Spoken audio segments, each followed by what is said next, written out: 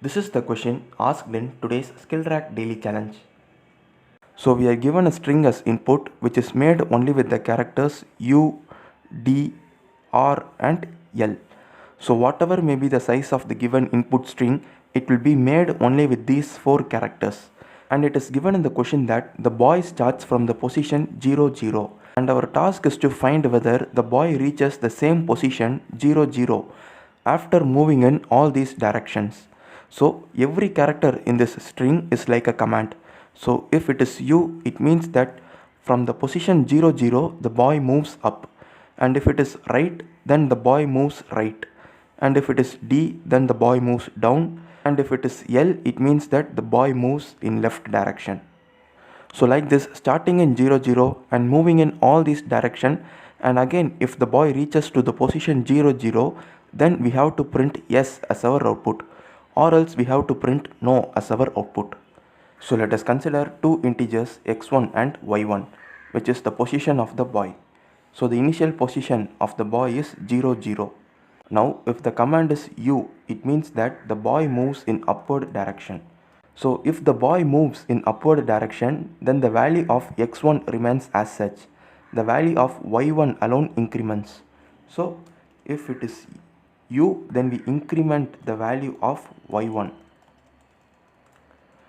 And the same, if the boy now moves down, instead of incrementing, we will be decrementing y1. So just the opposite. If the command is R, then it means that the boy moves in right direction. So whenever the boy moves in right direction, the value of x1 will be incremented and the value of y1 will remain as such. So we increment x1. And the same, if the boy now moves in left direction, moving in left is opposite to moving in right.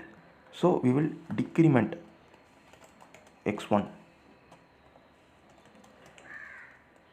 So now let us check our sample input 1.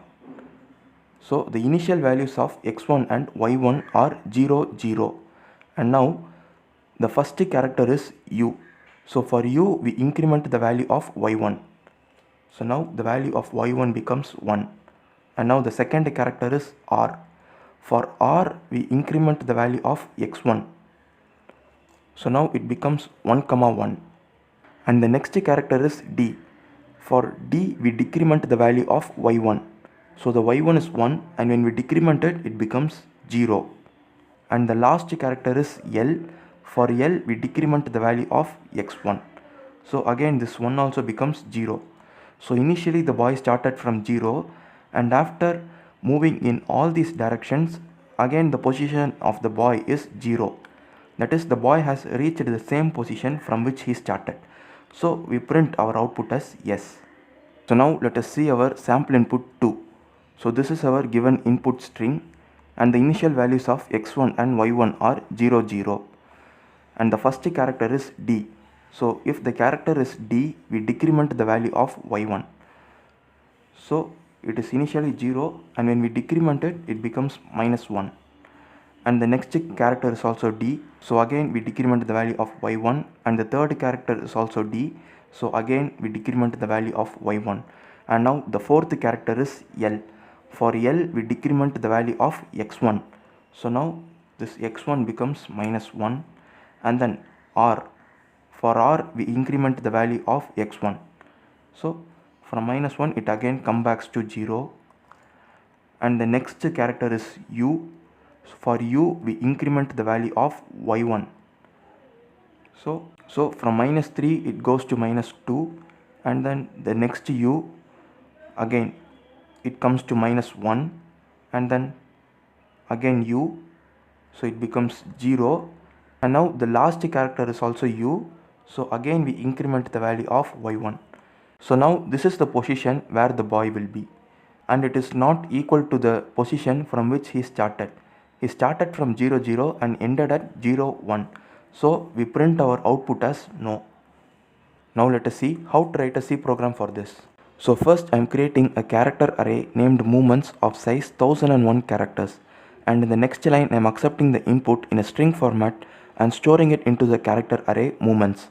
And now I am creating two integer variables named x1 and y1, and I am assigning 0 to them initially. Now we have to traverse through every character present in the character array movements. So I am creating a loop that iterates from 0 till the string length of movements, and in every iteration I am creating a new character named ch, in which we will be storing the character that is present at the current index of I, and we are also converting it to the uppercase using the function toUpper. So if the character is either lowercase or uppercase, it will be converted into uppercase. So now if the character is equal to u, we are incrementing the value of y1, and if the character is equal to r, we increment the value of x1, and if the character is equal to d, we decrement y1, and if the character is equal to l, we decrement x1. So after the execution of this for loop, we are checking whether the value of x1 and y1 are equal to 0 or not. So if x1 is equal to y1 and x1 is equal to 0, then it means that the both x1 and y1 are equal to 0.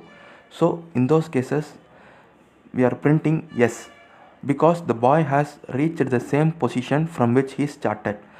And if this condition is not satisfied, it means that the boy has not reached the same position from which he started. So we are printing no as our output. Now let us check our program with sample test cases.